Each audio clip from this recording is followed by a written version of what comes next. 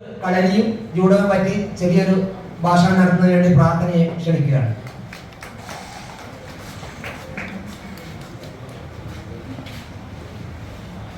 ഞാൻ എന്നെ പരിചയപ്പെടുത്തിയില്ല. എൻ്റെ പേര് പ്രാർത്ഥന പി നായർ. ഞാൻ 10th പഠിക്കുന്നത്. ഞാൻ ആക്ച്വലി ശ്രീ സുജിത് ഗുരുക്കളുടെ ശിഷ്യയാണ്. ഗുരുക്കളെ ഞാൻ എന്തായാലും പരീക്ഷ കഴിഞ്ഞിട്ട് പഠിക്കും. അപ്പൊ ഈ അവസരത്തിൽ കളരിപ്പയറ്റിനെ കുറിച്ച് അല്പം സംസാരിക്കുവാൻ വേണ്ടി ഞാൻ ഈ അവസരം എടുക്കുകയാണ്. കളരിയുടെ ഉദ്ഭവം വേദകാലത്തിന് മുമ്പ് രൂപപ്പെട്ടുവെന്ന് കരുതുന്നു. കളരിയിൽ വിവിധ ശൈലികൾ. ഗരടി ഇപ്പോഴത്തെ കർണാടകയിലെ തുളുനാട്ടിൽ ഉള്ളതാണ്. വടകരയിൽ നിന്നും മറ്റ് പഠനത്തിന് ഇവിടെയാണ് പോയിരുന്നത്. ഇന്ന് നാമാവശേഷമായിട്ടാണ് ഉള്ളത്. വട്ടേൽ തിരുപ്പ് പയ്യന്നൂരും പരിസരത്തും നിലനിന്നിരുന്നതാണ്. മരക്കങ്ങൾ, കോൽക്കളി, പൂരക്കളി എന്നിവയ്ക്ക് പ്രാധാന്യം നൽകുന്നതാണ്. അറപ്പുകൈ വളപട്ടണം പുഴക്കും മാഹി പുഴക്കും ഇടയിൽ ഉള്ളത്. നമ്മളിപ്പോൾ പഠിക്കുന്നതും ഇപ്പോൾ പ്രാധാന്യമുള്ളതുമായതാണ്. പിഴതാങ്ങി അതായത് കൈകുത്തി പയറ്റ് മാഹി പുഴക്കും കോരാപ്പുഴ വരെയുള്ള സ്ഥലങ്ങളിലുള്ളത്. ഒതേനൻ, ഉണ്ണിയാർച്ച മുതലായവർ പഠിച്ചിരുന്നത്. അടിമുறை തെക്കൻ കേരളത്തിലും തിരുവിതാംകൂറിനോട് ചേർന്ന തമിഴ്നാടിന്റെ ഭാഗങ്ങളിലുമുള്ളത് വെറും കൈക്ക് പ്രാധാന്യമുള്ളതാണ്. ശിലഭം തമിഴ്നാട്ടിൽ പ്രചാരത്തിലുള്ളതാണ്. അംഗം പോറ ശ്രീലങ്കയിൽ പ്രചാരത്തിലുള്ളതാണ്. ഇതിനു പുറമെ മലനാടൻ, കോഴിക്കോടൻ, ചാവക്കാടൻ, വള്ളുവനാടൻ, ഒടുമുറശ്ശേരി, ചീനക്കുട്ട്, സിംഹള, അടി, മാട്ടി, ഗഡ്ക, താന്ത ഇങ്ങനെ പല പേരുകളിൽ ഭാരതത്തിൽ നിലനിന്നിരുന്ന ആയോധന കലകൾ. ആയോധന കലയുടെ മാതാവ് എന്ന പേര് ലഭിക്കാൻ കാരണം തമിഴ്നാട്ടിലെ തഞ്ചാവൂരിൽ മൂവശരായിരുന്നു 5ാം നൂറ്റാണ്ടിൽ തമിഴകം വാണിരുന്ന രാജവംശം. അവിടുത്തെ പല്ലവ രാജാവ് സുഗന്ധയുടെ 3ാമത്തെ പുത്രൻ ജയവർമ്മനെ അവിടുത്തെ അടുത്ത രാജാവാക്കാൻ തീരുമാനിച്ചു. രാജാധികാരം മുൾ കിരീടമാണെന്ന് മനസ്സിലാക്കിയ ജയവർമ്മൻ കാട്ടിലേക്ക് യാത്ര ചെയ്തു. യാത്രയ്ക്കിടയിൽ പ്രജ്ഞാകാര എന്ന ബുദ്ധ സന്യാസിയെ കണ്ടുമുട്ടുകയും അദ്ദേഹത്തിൽ നിന്ന് ബുദ്ധമതം സ്വീകരിച്ച് ബുദ്ധഗുരു ആവുകയും AD 527 തന്റെ 50ാം വയസ്സിൽ ചൈനയിലെത്തി അവിടുത്തെ എബ്ര യൂത്ത എന്ന് പറയുന്ന എബ്രാനെ കാണുകയും കുറെ വാഗ്വാദങ്ങൾ നടത്തുകയും അവിടുന്ന് ഷാവോ ലിംഗ് ടെമ്പിളിൽ പോകുന്നു. അവിടെയും സന്യാസിമാർ സ്വീകരിച്ചില്ല. അവിടെ 9 വർഷം ധ്യാനമിരുന്ന് 2 ഗ്രന്ഥവുമായി ബോധിധർമ്മൻ പുറത്തു വന്നു. ഇതിൽ ഹീജിൻജിങ്ങിൽ നിന്ന് മാർഷൽ ആർട്സ് ആയ കെബോ കരാട്ടെ ഉണ്ടായി. ഉഷു കുങ്ഫു, സിലാഡ് ഉഗ്രിയോ, മൂവത്തായി എന്നിവ ഹീജിൻജിങ്ങിൽ നിന്ന് ആശയം ഉൾക്കൊണ്ടുകൊണ്ട് ഉണ്ടായി. ഇങ്ങനെ ലോകം മുഴുവൻ വ്യാപിച്ചു എന്നുമാണ് പറയുന്നത്. കരാത്തയുടെ പരമാചാര്യനായ മാസ് ഒയാമ എഴുതിയ ദിസീസ് കരാട്ടെ എന്ന പുസ്തകത്തിൽ ബോധിധർമ്മനെ കുറിച്ച് വളരെ പ്രാധാന്യത്തോടുകൂടി എഴുതിയിട്ടുണ്ട്. ഇങ്ങനെയാണ് കളരി ലോക ആയോധന കലയുടെ മാതാവ് എന്ന് അറിയപ്പെടാൻ തുടങ്ങിയത്. നമ്മുടെ പഴശ്ശി രാജാവ് വാസ് എ പവർഫുൾ റൂളർ. ഈ പഴശ്ശി രാജാവിനെ എങ്ങനെ ബ്രിട്ടീഷുകാർ പരാജയപ്പെടുത്തി എന്ന് നിങ്ങൾക്ക് അറിയാമോ? അതായത് ബ്രിട്ടീഷ് ആധിപത്യത്തിലായിരുന്നല്ലോ നമ്മുടെ നാട്. പഴശ്ശി രാജാവിനെ പോലുള്ള നാട്ടുരാജാക്കന്മാരെ പരാജയപ്പെടുത്താൻ സാധിക്കാതെ വന്നപ്പോൾ ഇതിന്റെ പിന്നിലെ ശക്തി എന്താണ് എന്ന് അന്വേഷിക്കുകയും അത് കളരിയാണെന്ന് മനസ്സിലാക്കുകയും അങ്ങനെ 1804 കളരികൾ നിരോധിക്കുകയും കളരി ഗുരുക്കന്മാരെ കൊല്ലുകയും പുറങ്കലിൽ അടക്കുകയും നാട് കടത്തുകയും ചെയ്തതിനു ശേഷമാണ് പഴശ്ശി രാജാവിനെ കീഴ്ത്തപ്പെടുത്താൻ സാധിച്ചത്. നീണ്ട 90 വർഷത്തെ നിരോധനത്തിന് ശേഷം 1880 കിഴുന്നയിൽ ജനിച്ച കാരിക്കോലൻ ഗുരുക്കൾ നമ്മുടെ സ്വന്തം ആയോധന കല നാമാവശേഷമാകുമെന്നായപ്പോൾ സ്വന്തം തറവാട്ടിൽ നിന്നും കളരി അഭ്യസിക്കുകയും നാടിന്റെ നാനാഭാഗത്തും സഞ്ചരിച്ച് കഠിന പ്രയത്നത്തിന്റെ ഫലമായി കളരിയും അനുബന്ധ ശാസ്ത്രങ്ങളും പഠിച്ച് ബ്രിട്ടീഷ് നിരോധനത്തിന് ശേഷം കണ്ണൂരിൽ നാമാവശേഷമായ കളരിയെ 1906 കിഴുന്നയിലും തുടർന്ന് ചിറക്കൽ ഭാഗങ്ങളിലും വിപുലപ്പെടുത്തി 32ഓളം കളരികൾ സ്ഥാപിച്ചു.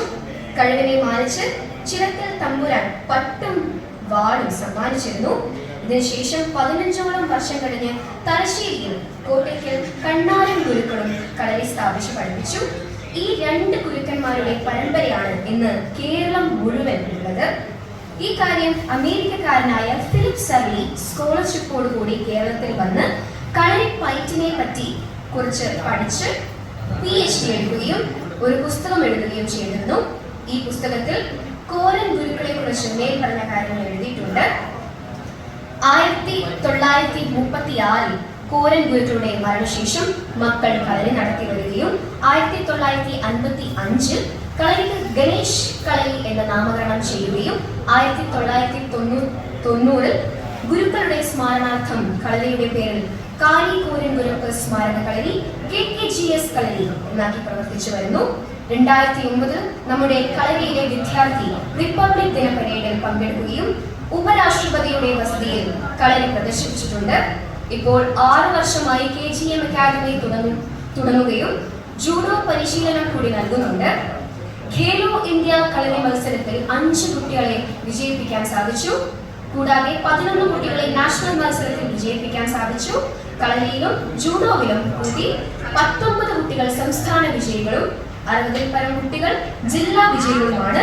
2 പേർക്ക് ഖേലോ ഇന്ത്യ ഒഫീഷ്യലായി പങ്കെടുത്തിട്ടുണ്ട്. ഇനി കളരി ജൂഡോ മത്സരങ്ങൾ കൊണ്ട് കുട്ടികൾക്കുള്ള ഗുണങ്ങൾ. ജില്ലാ മത്സര വിജയികൾക്ക് സ്പോർട്സ് കോട്ട, സംസ്ഥാനം, national university, school games, Khelo India national games എന്നീ മത്സര വിജയികൾക്ക് സ്പോർട്സ് കോട്ട, ഗ്രേസ് മാർക്ക്, ജോലി സംവരണം. ഖേലോ ഇന്ത്യ മത്സരത്തിൽ വിജയിച്ച കൊച്ചുപേർക്ക് 10,000 രൂപ വെച്ച് മാസം തോറും ലഭിച്ചിരുന്നു.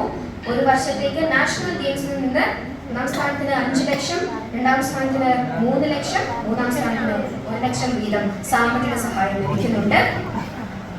ഈ വർഷം 2 കളിക്കാർക്ക് സംസ്ഥാന സർക്കാർ ജോലി റെഡിയായിട്ടുണ്ട്. മുന്നേ 5 പേർക്ക് ഗവൺമെന്റിന്റെ ജോലി ലഭിച്ചിരുന്നു. അടുത്തതായി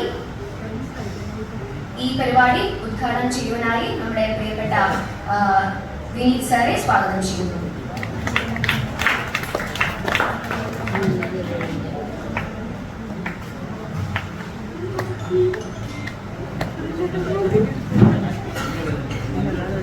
ഈ പരിപാടി ഉദ്ഘാടനം ചെയ്യുന്നതിന് മുൻപ് നമ്മുടെ ജനപ്രതിനിധികളായ കൗൺസിലർമാരെ പൊന്നാടയിക്കുന്നതിന് വേണ്ടി വിനോദ് സാറേയും ആദ്യം കാഞ്ഞങ്ങാട് ഡിവിഷനിൽ വിജയിച്ച മഞ്ജുഷയെ പൊന്നാടി അടിച്ച് ആദരിക്കുന്നതാണ്.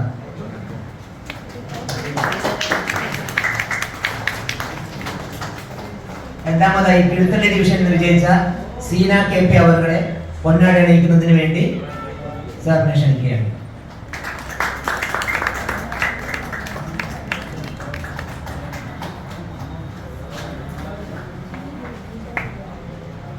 ഉദ്ഘാടനം ചെയ്യുന്നതിന് വേണ്ടി വിനോദ് സാറെ സ്നേഹപൂർവ്വം ക്ഷണിക്കുന്നു.